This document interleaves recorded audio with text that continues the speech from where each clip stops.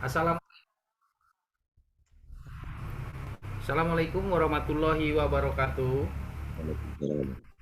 Terima kasih Bapak dan Ibu sekalian dari UPT KPH Minas Tahura. Acara hari ini akan direkam sebagai lampiran eh, laporan dan proposal JMGR ke depan untuk mendorong kegiatan multi-year 2022 hingga 2026. Eh, nah, pertemuan ini untuk merekam pernyataan atau antusiasme yang saya ingin ingin rekam itu adalah antusiasme KPH khususnya Minas Tahura tentang bagaimana kita mengelola program pasca perencanaan atau pengumpulan kebutuhan eh, unit-unit manajemen ya, baik di pemerintahan, LSM maupun kelompok tani hutan serta UMKM yang kita himpun dalam pembiayaan SKK Migas dan PT Chevron Pacific Indonesia yang pada 8 Agustus nanti mereka sudah berganti baju menjadi PT Pertamina Hulu Rokan.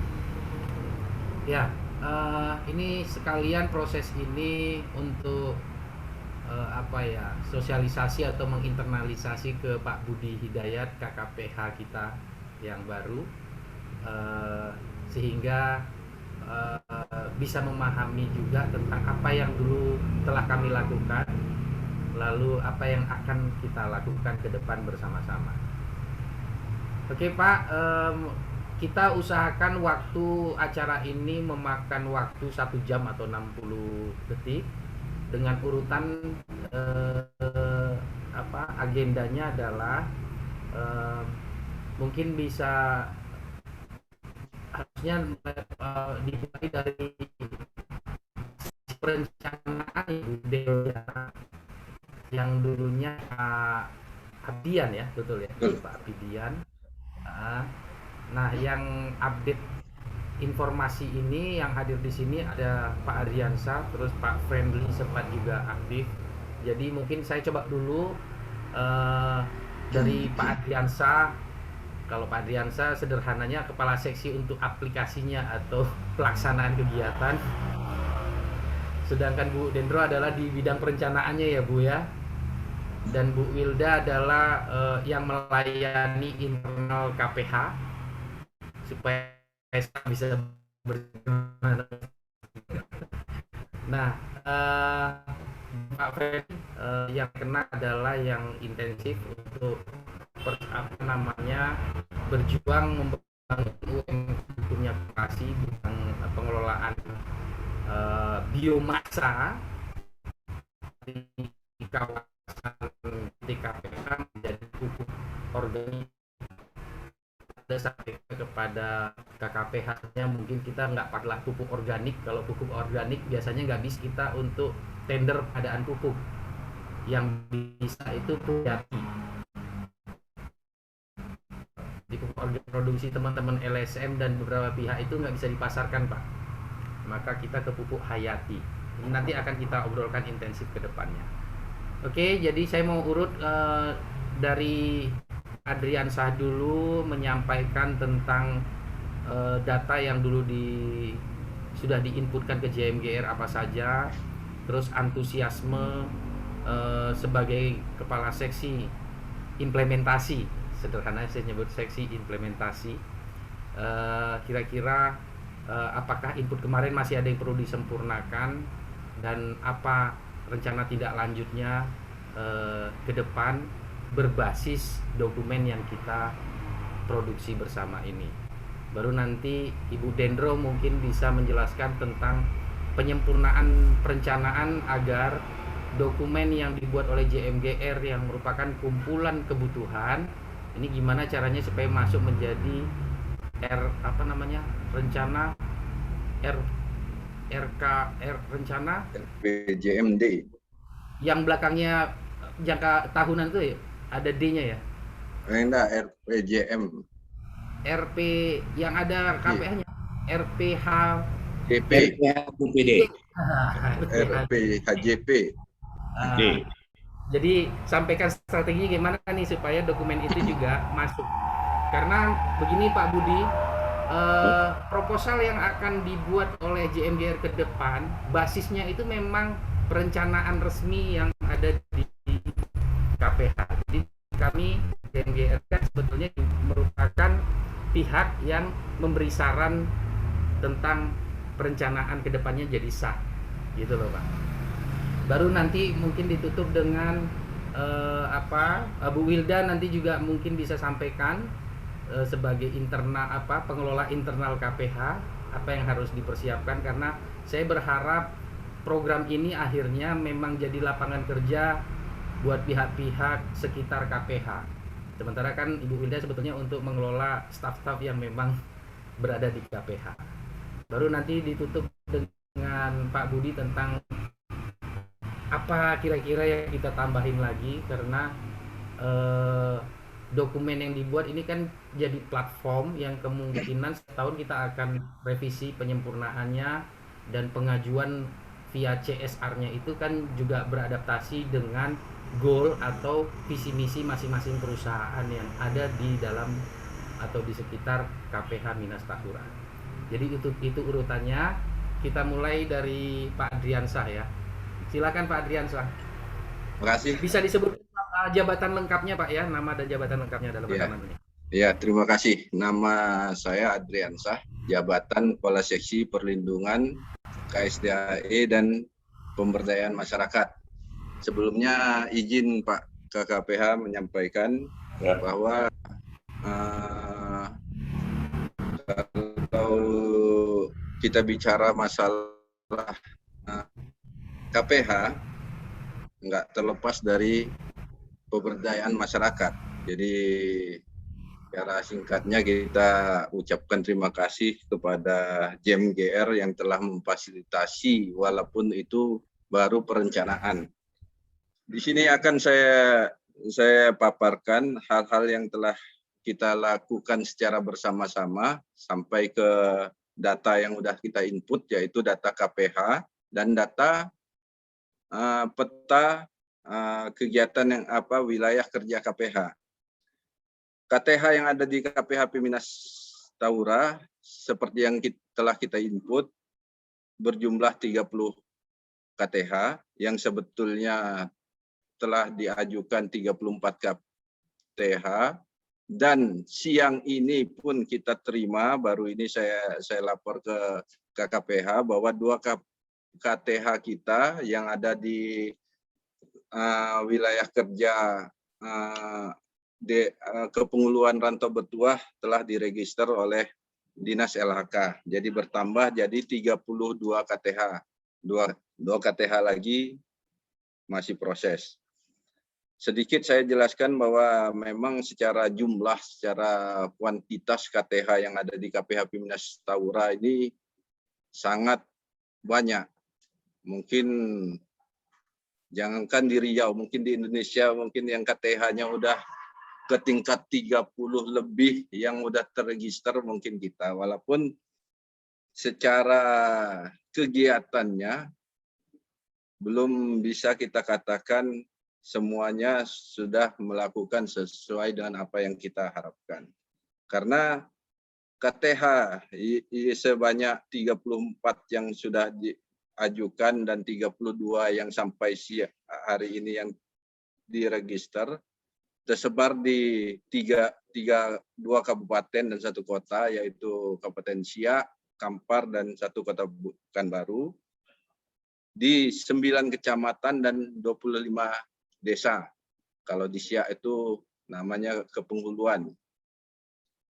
Jadi belum semua 25 desa itu yang ada KTH, yang telah terbentuk KTH-nya, terutama yang di kota mungkin aja kurangnya komunikasi atau apa, kita turun ke lapangan, dan juga karena letaknya udah di kota itu, di situ namanya kelompok tani hutan mungkin kurang apa, tapi di daerah yang lain Bahkan ada lebih, kalau dilihat dari jumlahnya, ada yang satu desa itu ada yang 4 sampai 5 KTH. Ditambah lagi dengan wilayah kerja kata itu, yang petanya sudah kita input juga oleh tim kita ke dalam yang disyaratkan oleh JMGR. Rencana pemetaan kegiatan ke depan dan pembiayaan yang sangat-sangat kita harapkan ke depannya, yang pertama KTH ini akan kita verifikasi lagi, karena awal dari terbentuknya KTH ini adalah kenapa KTH yang berada di wilayah kerja berbatasan langsung dengan Taman Hutan Raya Sultan Hasim sangat antusias untuk membentuk KTH. Pada awalnya mereka beranggapan bahwa KTH ini akan dapat langsung mengelola kawasan hutan dan akan dapat cepat mendapatkan bantuan-bantuan dari pemerintah yang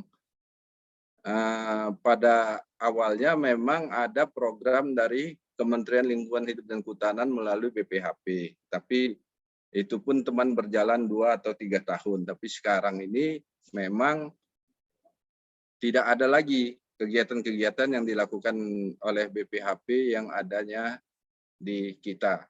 Berharap kegiatan yang dibiayai oleh APBD atau APBD daerah yang sampai saat ini pun kita memang kesulitan untuk pengembangan. Kita mau verifikasi pun KTH-KTH yang udah kita bentuk dulu dan udah kita register, kesulitan kita untuk pembiayaan di lapangan. Jadi sangat kita perlukan pada tahap awal kita memverifikasi yang banyaknya KTH itu, kita datangi lagi, kita verifikasi lagi bersama-sama, kita harapkan dengan JMGR, kita gali lagi potensinya ke depan, kita dampingi sehingga dapat menjadi melakukan produksi dan dapat meningkatkan dalam bentuknya UMKM. Seperti yang sudah berjalan ini, seperti mungkin nanti ditambahkan oleh Bu Dendro atau Pak Friendly sebagai Ketua Koperasi, yang kita bisa berjalan sampai saat ini adalah pembuatan pupuk kompos. Yang pupuk kompos itu berasal dari serasah yang ada di hutan kita, hutan Taura. Hutan Taura, dan juga dicampur dengan, kalau umpama pupuk kandang biasa, kotoran hewan atau kotoran kambing udah biasa. Di tempat kita tambahkan juga dengan kotoran gajah. Jadi agak unik kompos yang diproduksi oleh KPHP Minas Taura yang produksinya menggunakan kotoran gajah. Yang kedua, potensi lagi yang ada di kita, potensi madu. Produksi kita udah banyak ada desa namanya Desa Sigintil, berton-ton sekali berproduksi. Sedangkan untuk pemasarannya memang itu kita memang ngasih kesulitan karena pemasarannya belum bisa mengakomodir apa yang telah diproduksi bisa cepat dipasarkan. Itu juga ke depan mungkin kita masukkan dengan rencana pemetaan kegiatan kita untuk di KPHP Minas Taura. Dan pendampingan lain yang akan kita lakukan berkenaan dengan program pemerintah Riau Hijau, penanaman, membutuhkan kompos, membutuhkan bibit, dan kita bisa melakukan itu melalui kegiatan-kegiatan yang ada di KTH. Mungkin itu dulu, Bang Fadil. Setelah itu kita lanjutkan lagi kalau ada berkembang ke diskusi kita selanjutnya. Oke, makasih. Terima kasih. Sebelum urut ke Bang Friendly tentang koperasi pengelolaan pupuk hayatinya. Saya mau tanya dulu nih ke Pak Adrian. Ini proses verifikasi KTH. Ini kan memang langkah yang tepat karena saya sempat diskusi banyak dengan KPH yang di Kabupaten Kepulauan Meranti itu KPH tebing tinggi ya, Ya. tebing tinggi, yang di situ sangat overload, dapat SK perhutanan sosial, yang mereka juga menyangka begitu dapat SK itu seolah-olah dapat tanah yang boleh mereka macem-macemin. Nah, ini kan sebetulnya analoginya mirip, tapi untungnya ini kan masih KTH yang bisa di bawah kontrol KPH. Bayangkan yang di tebing tinggi itu berarti kan kalaupun diverifikasi dan harus dicabut, ngobrolnya harus dengan kementerian dulu. Ya. Nah, apakah proses verifikasi juga udah dimasukkan dalam anggaran yang diajukan ke JMGR, Pak Adrian? Iya. Dalam proses verifikasi, kita setelah terbentuknya KTH secara prosedurnya kita melakukan verifikasi area, verifikasi anggota KTH itu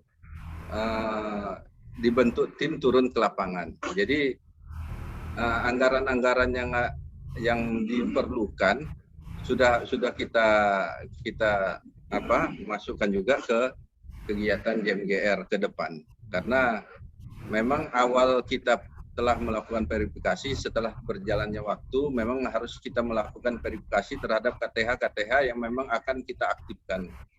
Oke. Kembali ya, makasih. Itu nanti sekalian dengan proses pemetaan ulang terhadap kawasan masih dalam. Oke. Sip ya, terima kasih Pak Adrian. Yang belum kita sempat bentuk karena keterbatasan waktu dan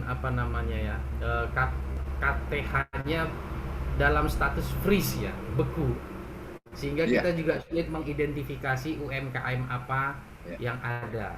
Jadi kemarin kan sempat kita diskusikan tentang prinsip didirikannya UMKM itu harus berdampak kepada pemulihan fungsi ekologi di dalamnya. Jadi tidak semua UMKM, kita akan sortir lagi yang terkait dengan mereka mau berbisnis yang membuat mereka sejahtera. Mereka ini masyarakat, tetapi bisnisnya juga harus berdampak kepada pemulihan fungsi ekosistem sekitarnya. Nah, oke.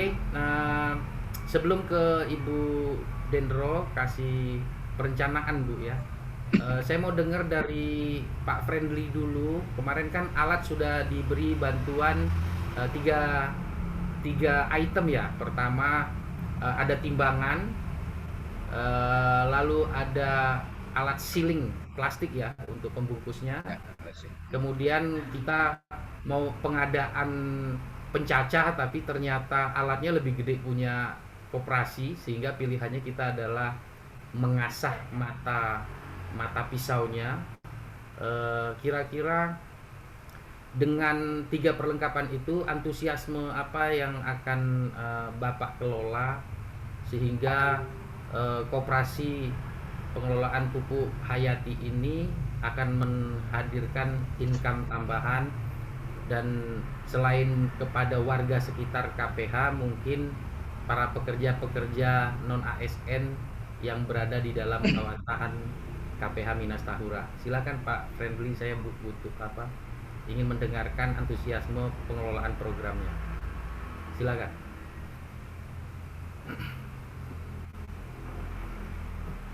Suara Pak Friendly belum keluar. Jelas Pak, kedengaran Pak? Kedengaran, silakan. Tadi pakai headset, ternyata headsetnya nggak bagus. Jadi sebelumnya terima kasih atas waktu dan kesempatan yang diberikan Pak, terutama kepada Pak Fadil atas atensinya, atas bantuannya. Ada 3 item yang tadi dikatakan Pak Fadil. Untuk 3 item yang Bapak tadi, terutama itu sealernya untuk pengepakan itu sangat membantu Pak. Terima kasih atas bantuannya. Cuman sekarang kami itu tergandala masalah pemasaran. Untuk bahan baku kami cukup melimpah. Kendalanya pemasaran. Untuk kedepannya seperti kita sebelumnya bercerita tentang UMKM sama Pak Fadil itu akan ada khusus bagian marketing, Pak ya. Apa namanya, Pak? Nah, jadi suaranya nggak keluar Pak Fadil. Distribusi pupuk, retail, dan pemasaran. Pemasaran berarti dia untuk promosinya. Ya, ada sistem. Jadi sementara ini kami Pak produksi itu berdasarkan ini aja Pak, berdasarkan pesanan. Dan sekarang banyak stok yang ada di workshop yang belum terdistribusikan. Untuk kedepannya mungkin kami mohon bantuan dari pihak JMGR untuk bantuan di pemasarannya. Mungkin sementara itu aja dulu Pak. Terima kasih banyak. Sip. Terima kasih Pak Friendly. Jadi JMGR dalam judul programnya kan memang membangun jaringan pemasaran produk kelompok tani hutan, kan itu ya. Nah, JMGR akan menyiapkan simpul-simpul UMKM untuk urusan distribusi, retail, dan pemasaran. Dalam hal ini kan promosinya ya. Nah, beberapa waktu yang lalu kita sempat bareng-bareng dengan Sergio KKPH sebelumnya bahwa ada hanggar di sekitar tempat parkirnya mobil pemadam kebakaran ya. Nah, hanggar itu yang kemungkinan mau jadiin ruang display karena di sebelahnya ada gudang, sehingga begitu telah diproduksi maka masuk gudang, lalu di sebelahnya ada ruang display. Artinya di Minas Tahura sebetulnya ada simpul UMKM produksi pupuk yang di belakang, lalu ada simpul untuk distribusi dan retail, berarti yang di bagian depan itu kita akan desain yang akan perlu dihitung juga interiornya itu butuh biaya berapa untuk membangun itu. Nah, lalu JMGR juga nyiapin UMKM bidang promosi pemasaran yang kemarin itu kita coba latihkan saudara Ahmad dari kelompok tani hutan Pak Adrian, kelompok tani hutan apa sih Ahmad yang di ini yang dia produksi lada. Nah, dalam Sukma program Tani Lada itu. Kelompok tani lada. Sukma Tani Lada di Desa Sukamaju. Ya. Dia sudah dilengkapin peralatan untuk produksi video-video promosi, dan kemungkinan JMGR akan mencoba membiayai traveling dia, menemui kelompok tani hutan semuanya, produknya mana yang akan dipromosikan. Nah, siapa yang akan menjalankan pemasarannya? Tentu nanti ada simpul UMKM distribusi dan retailnya. Apakah nanti pakai manajemen daring atau online shop? Itu nanti akan didesain. Yang jelas kan yang jelas di tingkat UMKM produksi perlu menjaga kualitas pupuknya, kan gitu. Jaga kualitas. Yang tadi Pak Adrian mau pasang ikon bahwa pupuk dari Minas Tahura itu adalah kotoran gajah. Tetapi kalau misalnya komposisinya belum lengkap, mungkin bisa kita pelajarin ulang atas keberadaan eco engine. Jangan-jangan eco engine itu bisa mendongkrak komposisi positif dalam pupuk tersebut. Ini hal yang menarik karena proses produksi eco engine juga dilakukan di KPH ini. Jadi kita tinggal combine saja sehingga pada saat disebut itu adalah pupuk bercampur kotoran gajah, sebetulnya kita ada input eco engine yang membuat komposisi pupuknya jadi lebih baik. Nah, itu Pak Friendly. Jadi proses distribusi, retail, itu akan ditanganin oleh JMGR, dan berarti JMGR kemungkinan kan menginvestasikan modalnya ke setiap UMKM. Cara menginvestasinya dengan menarik dana-dana CSR yang akan bergabung dengan program ini. Demikian Pak Friendly. Oke, selanjutnya ke Ibu Dendro Diana ya. Ini kan menyangkut perencanaan ini Bu. Nanti laporan JMGR itu kan akan menjadi master proposal. Tapi proposal itu menjadi laku pada saat apa yang tertulis di dalam dokumen laporan dan proposal JMGR itu, apabila dia memang terkoneksi atau terkolaborasi dengan dokumen perencanaan yang ada di KPH masing-masing. Nah, kira-kira gimana nih Bu, menurut Ibu strateginya agar proposal JMGR memang merupakan upaya untuk mencapai indikator capaiannya KPH? Apa yang harus kita lakukan menurut Ibu sebagai kasih perencanaan? Silakan Ibu Dendro Diana. Ya Pak, terima kasih. Assalamualaikum warahmatullahi wabarakatuh. Waalaikumsalam. Terima kasih banyak Pak Fadil yang telah memberikan fasilitasi pertemuan pada siang hari ini. Terima kasih juga Pak KPH, Pak Ai dan Bu Yoda serta teman-teman yang lain. Saya sedikit saja untuk memberikan semacam gambaran terhadap perencanaan yang setelah kita buat selama ini di KPHP Minas Tahura. Di RPHJP yang telah disusun yang berlaku selama 10 tahun dimulai tahun 2016 sampai dengan 2025, itu sudah disusun beberapa poin yang akan menjadi panduan kita dalam membangun KPHP Minas Tahura pada umumnya, dan itu diturunkan melalui RPHJPD yang akan dilakukan per tahunnya. Dan pada 2021 kita sudah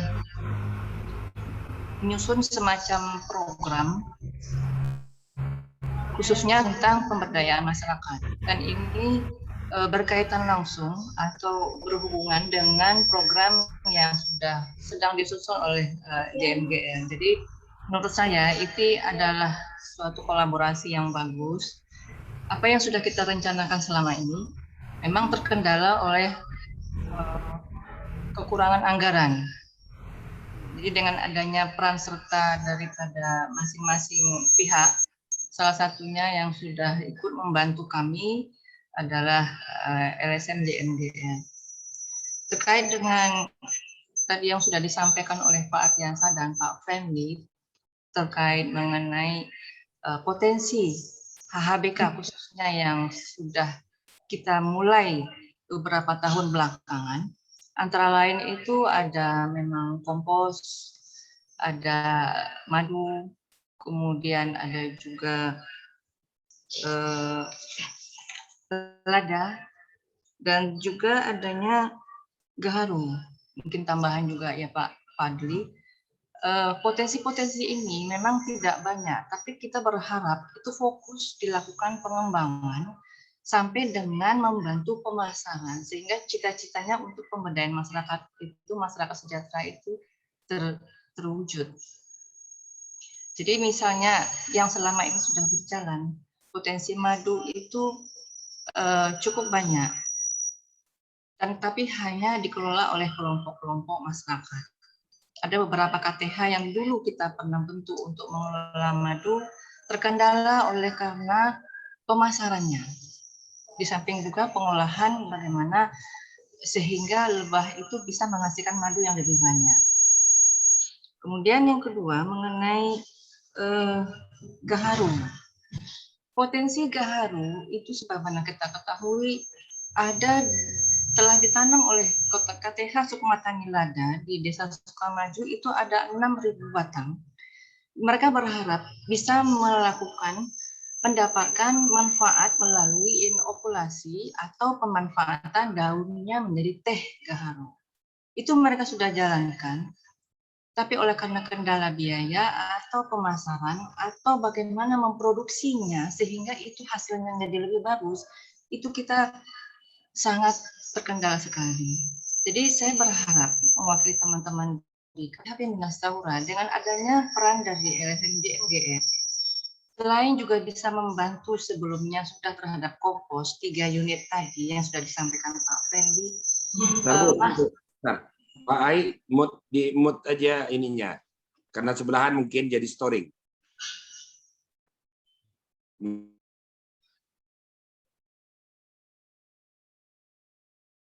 Oke, Ya, bisa lanjut, saya Ibu Dendro. lanjut ya. Ya. Jadi gini Pak, dengan adanya beberapa potensi HBK itu yang sudah disampaikan oleh Pak Fendi tadi, bahwa kan ada bantuan 3 unit untuk kompos, ya kan? Nah, untuk pengembangan potensi gaharu, barangkali masyarakat itu sudah bicara dengan kita, menyampaikan kepada kita supaya bisa dibantu Bu ini daun-daun dari gaharu yang mereka tanam 6.000 batang itu sudah mulai menghasilkan banyak daun. Mereka dengan cara manual, dengan cara tradisional, mencacah langsung, kemudian menjemurnya di bawah terik matahari, kemudian dikemas. Nah, apakah itu sudah mempunyai nilai jual? Nah, itu kan menjadi kewajiban kita untuk membantu mereka. Apakah mesin pencacahnya yang lebih halus, kemudian adakah aturan lain, sehingga benar-benar ini bisa menghasilkan nilai jual termasuk packingnya. Nah, 6.000 batang loh Pak ini. Inokulan mungkin mau 10 tahun lagi, tapi daun gaharu itu bisa menghasilkan uang kalau bisa kita bantu. Nah, kemudian juga ada potensi madu di dusun Segintil itu melifera. Juga sudah ada masyarakat di desa Belutu itu juga sudah membuat suatu kelompok tani yang mengusahakan lebah melifera ini juga. Potensinya sangat besar. Jadi sekali lagi mereka mengharapkan kepada kita untuk bisa memberikan pembinaan, memberikan bimbingan terhadap hasil produk kreativitas mereka sendiri, inovasi mereka sendiri untuk bisa mendapatkan nilai jual pada peningkatan pendapatan masyarakat. Demikian juga kompos. Demikian juga ekoenzim yang Bapak sebutkan. Ekoenzim memang bisa kalau nanti dipanen 3 bulan disaring airnya untuk pengobatan segala macam, tapi hasil daripada endapannya itu dijemur itu mesti menjadi pupuk dan mungkin bisa menjadi lebih baik apabila dicampur dengan kompos yang sudah kita buat. Itu nilai jualnya sangat bagus, potensinya sangat bagus. Dengan potensi 1, 2, 3 ini saja, kalau kita benar-benar serius bisa membantu, itu sudah tidak PHP lagi atau tidak menjadi mimpi saja, tapi kita benar-benar datang ke masyarakat, pendampingan kita melalui penyuluh kehutanan maupun penyuluh Polhut itu bisa memberikan aksi yang nyata kepada masyarakat, tidak hanya bercerita atau berteori. Mungkin demikian Pak. Kemudian mengenai proses verifikasi KTH saya juga setuju. Cuman harus dibedakan atau di mana titik beratnya KTH dengan UMKM. KTH itu apa? UMKM itu apa? Apakah ada kaitannya atau nanti kita ujung-ujungnya nanti kan Bapak itu membangun jaringan produk pemasaran retail atau intinya adalah membantu produksi masyarakat yang akan mengikut menjadi UMKM. Nah, sekarang KTH-nya itu di mana posisinya? Mungkin kalau ada masukan dari teman-teman lain, kalau saya terusnya agak lancung ya, agak belum nyambung di mana ininya. Mungkin demikian Pak. Terima kasih. Assalamualaikum warahmatullahi wabarakatuh. Waalaikumsalam warahmatullahi wabarakatuh. Terima kasih Bu Dendro Biana. Jadi nanti proses untuk menyandingkan UMKM apa yang cocok di setiap KTH itu kan proses lanjutan kita, karena dokumen yang terhimpun sekarang itu juga akan kita diskusikan untuk disempurnakan dalam program berjalan. sinergi nanti antara seksi perencanaan dengan seksi implementasi pelaksanaannya di bawah Pak Adrian, supaya anggarannya memang lebih rasional. Bisa jadi kemarin kan menyusunnya buru-buru dan belum terkoneksi dengan UMKM yang real mendorong pemulihan ekosistem di setiap kawasan KTH. Itu nanti ada proses lanjutan. Nah, memang nanti karena JMGR di posisi untuk memasarkan, artinya JMGR akan bernegosiasi dengan CSR untuk menyiapkan dana belanja produk. Konsep ini sama dengan kita analogikan ya Pak Budi, begitu ada pabrik kelapa sawit, maka masyarakat nanam sawit, kan begitu tuh urutannya. Begitu dibukakan permintaan dan ada blok anggaran yang board anggaran belanja produk yang di JMGR ini, mudah-mudahan juga akan mendorong KTH berproduksi sesuai dengan kualitas. Nah, program kita akan kita kaitkan dengan dokumen PPLH yang juga sedang proses finalisasi, yang di dalam dokumen PPLH itu kan tidak hanya DLHK yang bertanggung jawab terhadap pembangunan lingkungan, tapi OPD lainnya.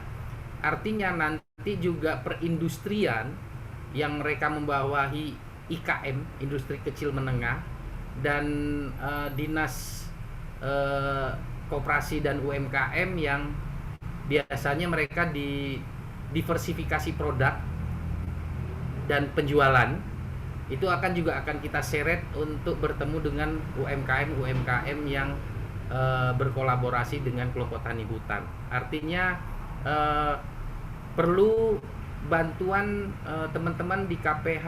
Nanti kan kita atur pada saat proses verifikasi, kan juga jadi ngobrolin tentang butuh modalnya berapa sih mereka, kan bisa ditanyain ulang di situ.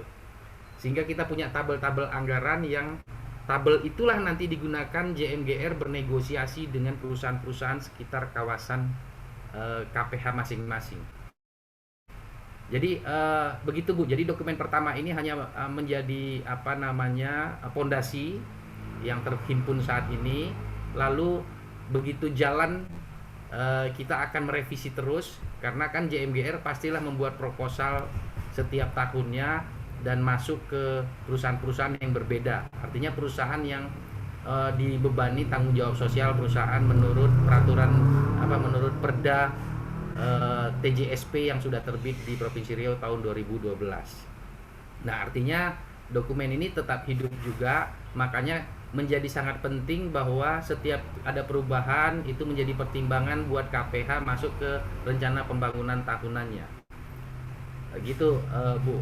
Nah, selain kebutuhan memproduksi, tentu kan kita juga akan pikirkan tentang menjaga kualitas produk. Karena produk kalau berubah-ubah kan juga nanti konsumen akan hilang.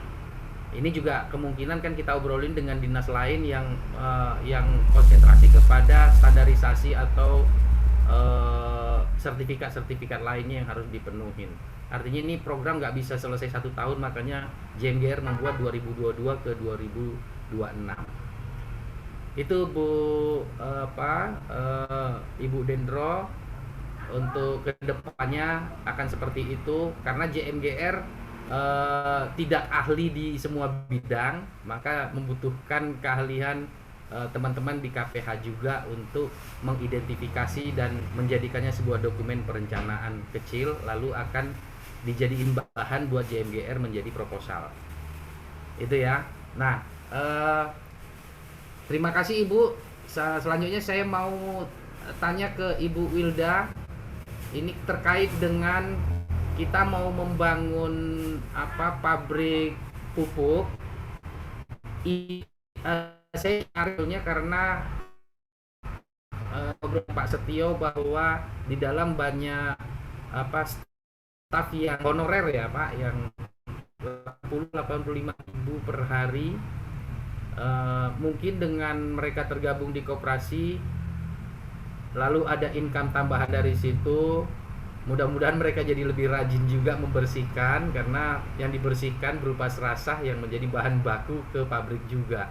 Kira-kira kalau koperasi itu dan statusnya adalah ini gabungan dari ASN dan apa ya, honorer ya, apa istilah honorer sekarang ini, kira-kira ini begitu berjalan bisnis, ada hambatan hukum nggak kira-kira Bu Wilda, karena koperasi itu kan formasinya adalah ASN sama honorer.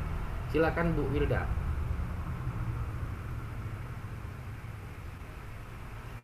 Suaranya belum keluar.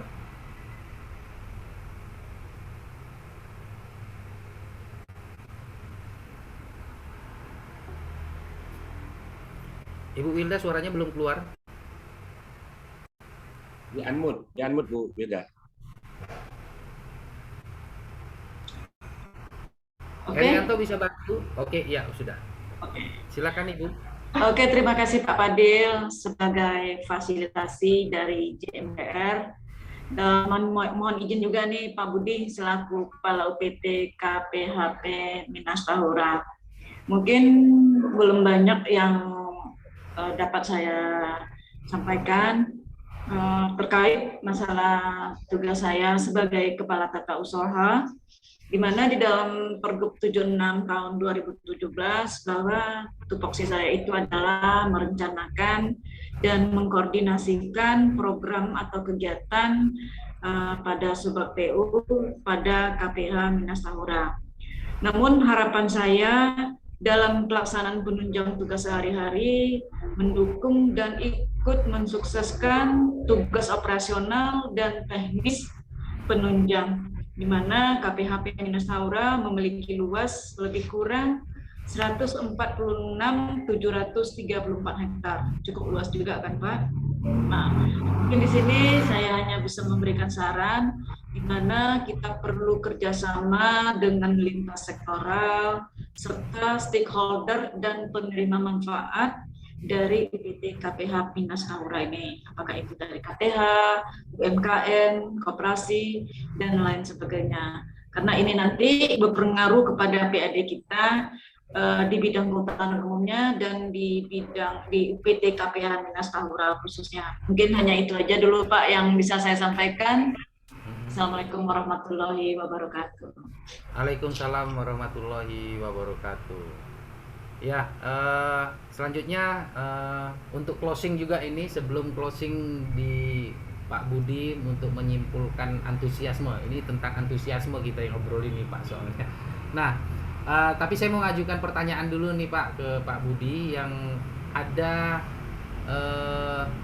agenda program yang kemungkinan JMGR atau LSM akan berinvestasi di dalam kawasan. Tapi ini baru terpikir ketika saya bersama Kepala Dinas hadir, tiba-tiba harus hadir di Minas Tahura.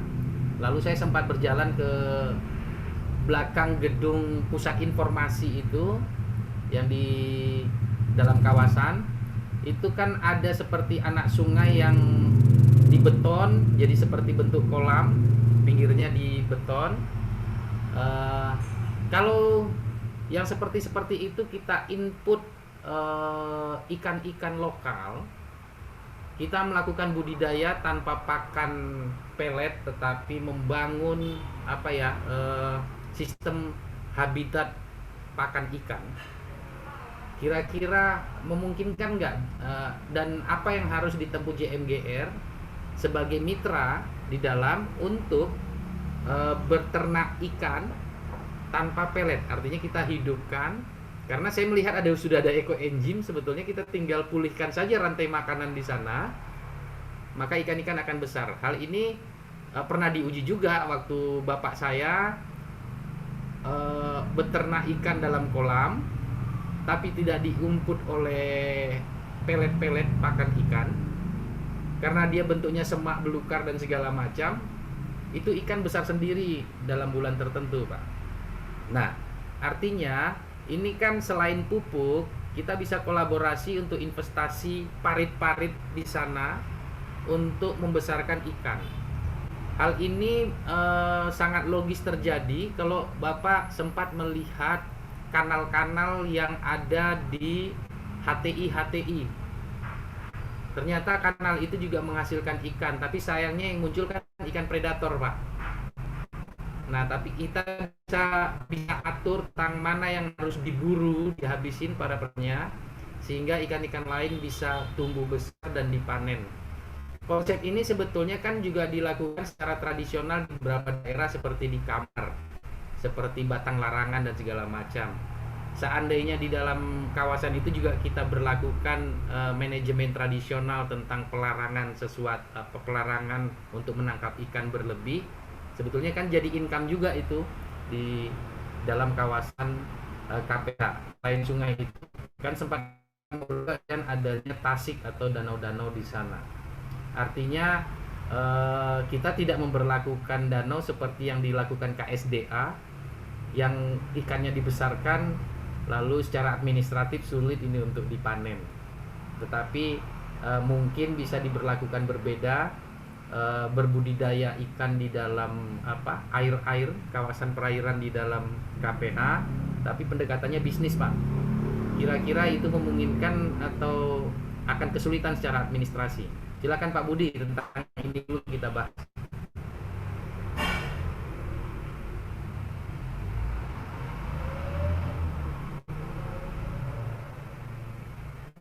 Pak Budi terhenti ya?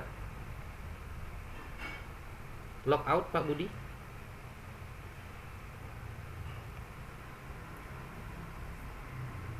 Kita tunggu Pak Budi masuk lagi.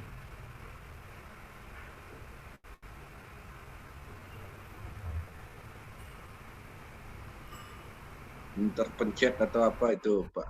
Apa? Iya, kita tunggu masuk dulu ya.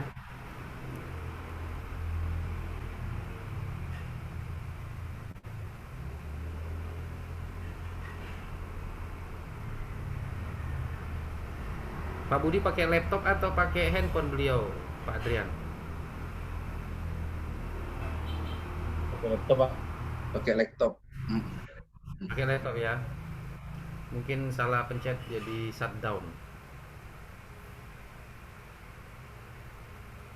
Atau baterainya habis. Ngecas dulu ya. Kita tunggu dulu nggak apa-apa ya. Apa?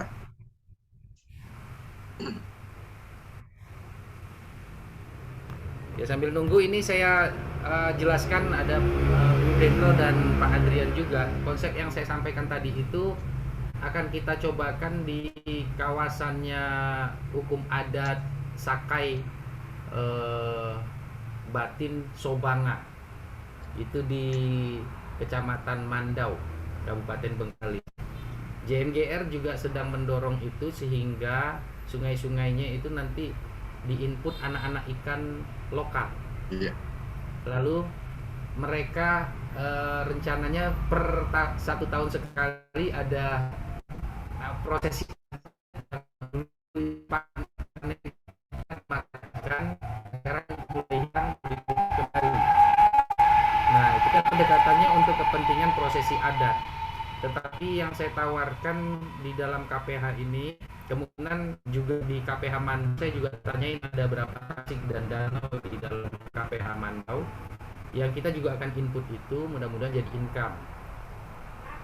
Nah, sementara kalau yang di Minas Tahura kan budidaya ikannya dengan pendekatan rekayasa ekosistem, tapi juga kita kombinasikan untuk tontonan juga bagi pengunjung kan.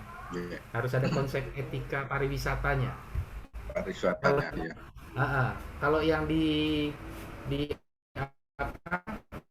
itu kita keluarkan untuk wisata.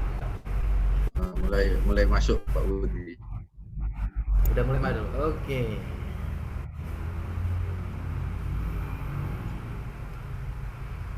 Ya, artinya kita walaupun dalam kawasan harus mengkonservasi, mana tuh bisa bisnisnya dijalankan juga. Oke, Pak Budi udah muncul. Habis baterai ini berarti Pak Budi. Ya. Oke, gimana Pak Budi? Saya ulang dulu atau sudah tertangkap tadi? Pertama tentang ikan. Lanjut. Tadi saya sudah sempat menangkap apa yang disampaikan. Terima kasih Pak Fadil. Ya. Assalamualaikum warahmatullahi wabarakatuh. Waalaikumsalam. Ya, salam sejahtera untuk kita ya. Ya, terima kasih buat teman-teman tim dari KPHP Minas Tahura. Mungkin saya simak dulu yang pertanyaan terakhir, mumpung saya belum lupa ya, mengenai apa yang menarik, mengenai memanfaatkan parit atau anak sungai ya, untuk budidaya, ya boleh dikatakan budidaya lah.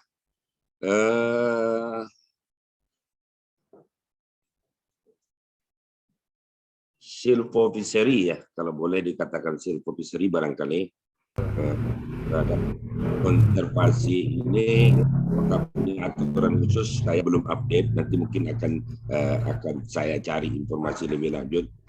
Tapi sesungguhnya bahwasanya ya, pemanfaatan hutan izin pun itu ada regulasi yang mengaturnya, ya, di P49 di kawasan konservasinya yang dibebani konsesi itu bisa dilakukan kerjasama antara kelompok masyarakat ataupun dengan berbadan hukum. Nah, ini apakah nanti bisa disetarakan seperti itu? Mungkin kita minta fatwa lebih lanjutnya ya, Pak Fadil. Namun tentu ini sesuatu yang mungkin perlu dipikirkan untuk program jangka pendeknya ya. Artinya mungkin nanti bertahap kita normalisasi anak-anak sungai hingga ikannya ketika air meluap juga tidak keluar kemana-mana ya, ataupun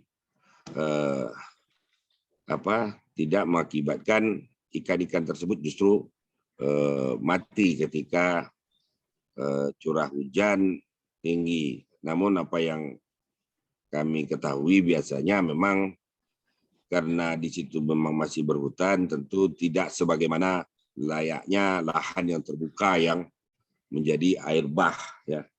Di sana tentu ada lantai-lantai hutan yang ada serasanya tentu memperlambat proses lajunya air permukaan. Itu yang saya tanggapi. Mungkin ini patut kita pikirkan, dan tentunya akan kami sangat berharap teman-teman JMGR bisa memfasilitasi atau membantu berkaitan dengan tanggung jawab sosial perusahaan ya yang ada di sekitar kawasan. Ini sangat menarik ya, ini sangat menarik. Mungkin saya minta waktu untuk menyampaikan gambaran umum. Tadi disinggung di depan oleh pembicara sebelumnya ya, ada Pak Andriansah, kemudian ada Bu Dendro.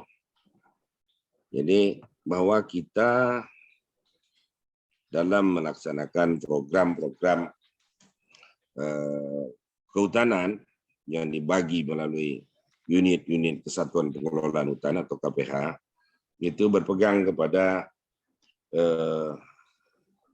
RPHJP ya, untuk jangka panjangnya, dan di breakdown di dalam renja atau rencana kerja tahunannya berupa RPHJPD ya. Nah, sebagaimana platform ataupun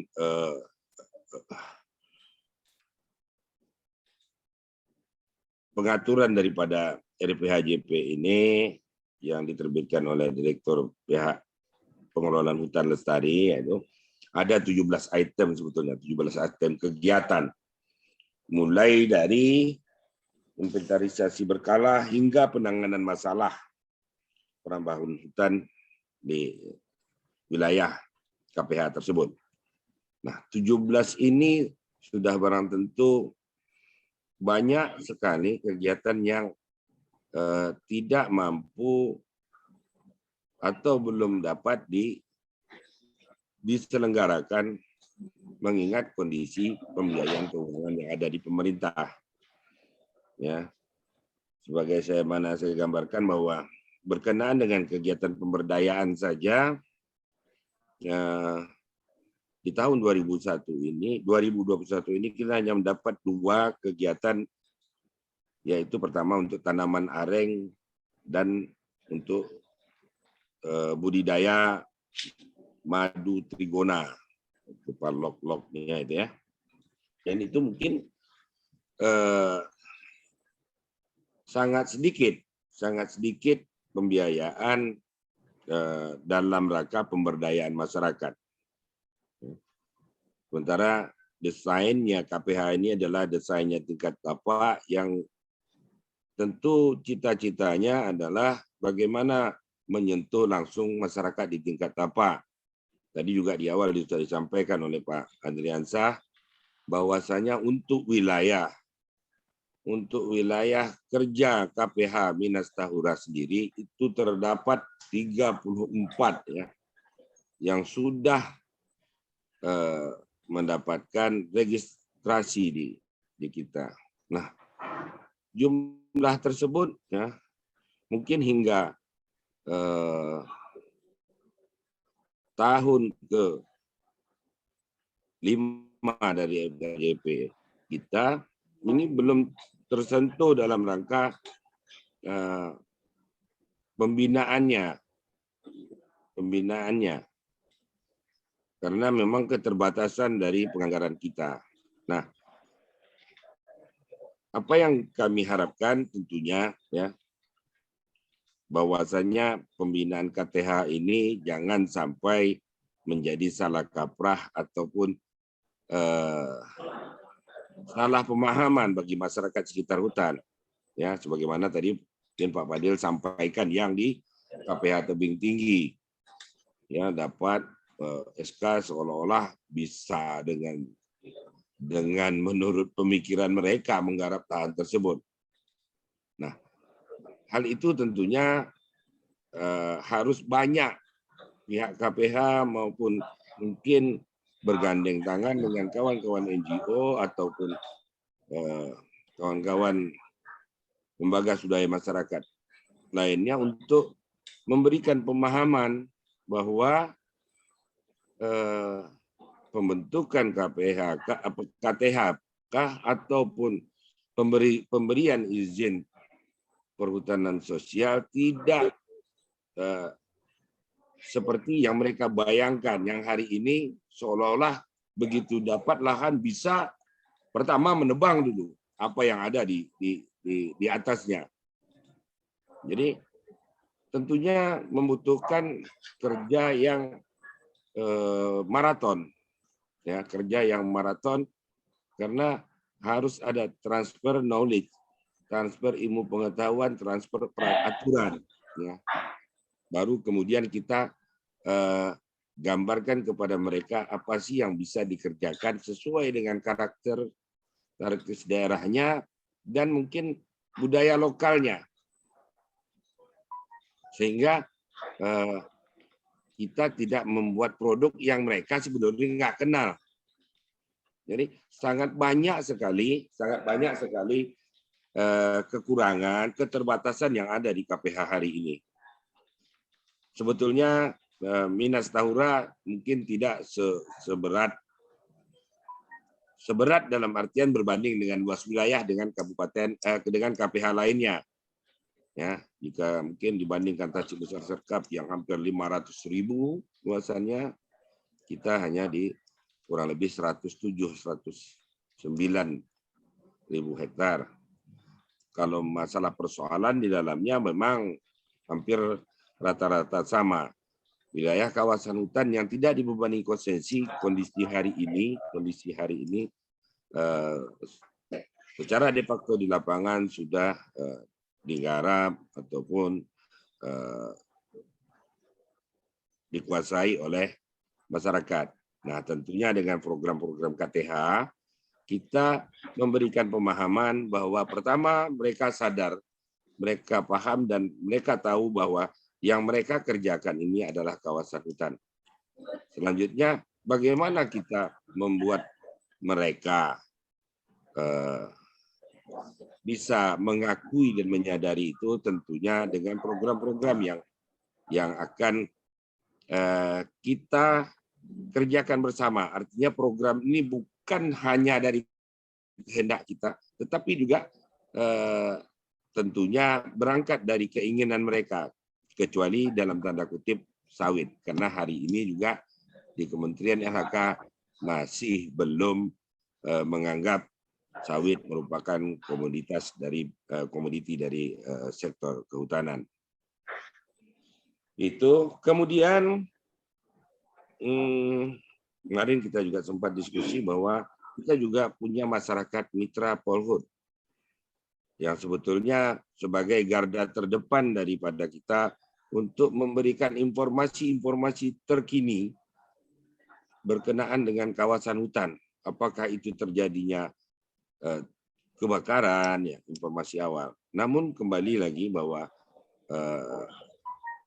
saya sampaikan bahwa ini juga belum masuk di dalam rencana kerja kita karena memang alokasi atau pagu yang diberikan kepada kita sangat sempit. Nah, kami berharap pada kesempatan ini melalui Pak Fadil dan rekan-rekan JMGR yang memfasilitasi TJSP, kiranya kami sangat butuh kerja bersama dalam rangka memang muaranya nanti kepada UMKM masyarakat sekitar hutan, tapi tentu misi utama bagi kami adalah terjaganya dan lestarinya kawasan hutan. Mungkin ini mengantar sambil diskusi. Pak Fadil, silakan. Terima kasih. Terima kasih Pak Budi atas uraiannya. Nah, pertama saya mau tanya bahwa dokumen RPHJP dan RPHJPD itu dokumen publik atau dokumen internal? Kalau publik artinya kan bisa menjadi lampiran proposal JMGR. Nah, gimana status dokumen ini, Pak? Kalau mau digunakan sebagai lampiran proposal menuju TJSP, boleh nggak digunakan? Secara regulasi saya belum lihat apakah ini merupakan produk yang tertutup. Ya. Produk tertutup karena dikatakan produk tertutup, di dalamnya hanya tidak menguraikan angka-angka dalam artian angka-angka pembiayaan, tapi lebih kepada target volume yang kita mau capai berapa. Pertama, misalnya kita punya wilayah tertentu atau wilayah kawasan hutan yang open access yang tidak dibebani konsesi. Artinya sekitar kurang lebih 30 ribuan lah. Nah, ini tentu akan walaupun hari ini kita secara mungkin bisa mengatakan sudah di kondisinya sudah kebun sawit, ya, sudah kebun sawit. Hanya saja mungkin secara parsial detailnya ini yang harus kami petakan bahwa di dalamnya siapa saja sih pemanfaatan dari wilayah tertentu itu. Angka itu yang biasanya kita tuju. Saya rasa ini tidak ada salahnya jika dikonsumsi untuk publik. Artinya bukan merupakan dokumen yang saya rasa ya nanti mungkin kami pelajari juga seperti apa. Tapi ya begitulah gambaran. Kita cari tahu tentang itu. Ini kan mirip dengan yang kemarin saya ceritakan tentang Taman Nasional Wikambas. Itu bagaimana LSM bisa berpartisipasi karena ada website yang mencantumkan perencanaannya. Ini kan itu aja Bang. Kalau dulu jaga gengsi. Mohon perhatian kawan-kawan yang lagi enggak ini di unmute aja dulu biar tak. Sorry. Terima kasih. Sorry. JMGR Liga gengsi, kan 4-6 kan. Kalau kita kalau ini kan Erianto, matikan suaramu Erianto. JMGR. Iya. Oke. maaf Bang. Iya, sip. Makasih, scoring dia tadi. Oke. Ya, dokumen perencanaan karena kan contoh yang TNWK, artinya kalau TNWK Taman Nasional Waikambas akhirnya bisa menghimpun dana dari pihak lain dan mitra lain, itu kan karena ditampilkan. Nah, ini kan nanti perlu kita bicarakan apakah di dalam proposal, kita akan intensif diskusi lagi nih, di proposal JMGR cukup mencuplik, jadi kayak tinjauan pustaka kalau kita bikin skripsi atau tesis, atau memang bisa satu dokumen itu menjadi lampiran, tetapi untuk supaya kita juga jalankan konsep paperless, tentu itu akan masuk di dalam yang bisa diakses oleh JMGR pada saat presentasi dengan para pendonor kita. Nah, itu tentang dokumen. Nah, selanjutnya tentang indikator capaian ini, Pak. Karena SKK Migas, pastilah SKK Migas juga dipesenin sama Erick Thohir, Menteri BUMN kita. Mereka konsentrasi ke UMKM. Begitu juga dengan Menteri Pariwisata Pak Sandiaga Uno juga membicarakan tentang UMKM di dalam kawasan pariwisata. Nah, kalau ini berjalan, karena JMGR begitu ada saja sedikit program TJSP masuk ke programnya KPH, dan KPH ada KTH serta UMKM-nya, JMGR kan bisa berhubungan dengan kementerian untuk tarik dana APBN lewat kementerian lainnya, Pak. Kita akan giring seperti itu. Nah, pertanyaannya, begitu UMKM semuanya berproduksi dan bertransaksi, ada putaran uang, ini bagaimana mengadministrasinya supaya itu juga merupakan capaian indikator KPH? Gimana strategi administrasinya, Pak?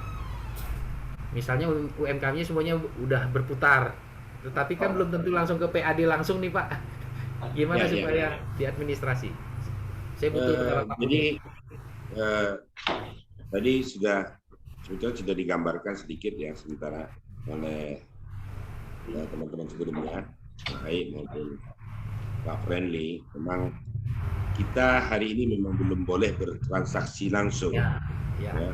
Kecuali memang dari retribusi pendapatan, dari retribusi pendapatan tiket masuk para pengunjung ke Tahura. Itu yang bersifat misalnya kerjasama ataupun bisnis, ya, kita masih mengemasnya di dalam yang maju ini koperasi kita, karena di regulasi di pemerintahan itu sebetulnya diarahkan seperti Badan Layanan Umum Daerah (BLUD), ya, BLUD yang digesa sebetulnya untuk dibentuk sehingga bisa langsung melakukan eksekusi dan transaksi. Jadi apakah nanti kayak tadi seperti Pak Fadil gambarkan antara JMGR nih mau investasi ikan di sana ataupun nanti langsung dari perusahaannya tanam modal di sana, itu kalau sudah BLUD baru bisa.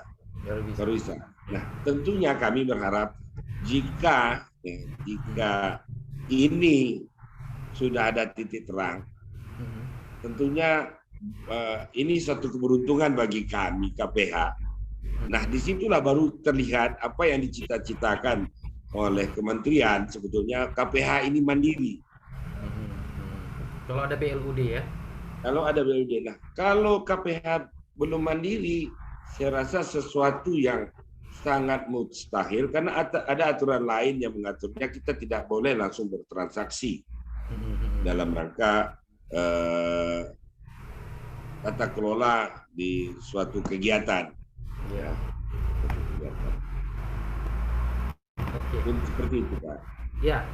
Lalu strategi kita apa Pak? Dalam rangka mendorong BLUD atau BUMD mungkin sedang memakan waktu ya. Mungkin perlu ada pergub atau perda tentang itu.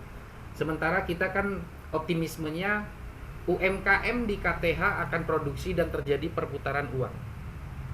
Ini bagaimana untuk mengklaim sehingga itu adalah indikator capaian KPH?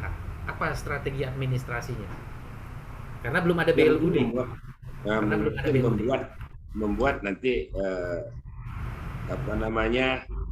apa itu konsorsium ya bersama yang sudah ada.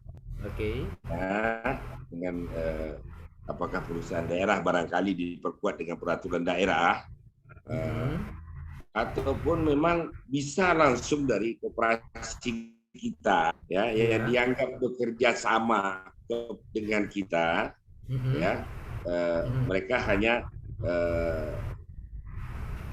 untuk terhadap transaksi ekonominya.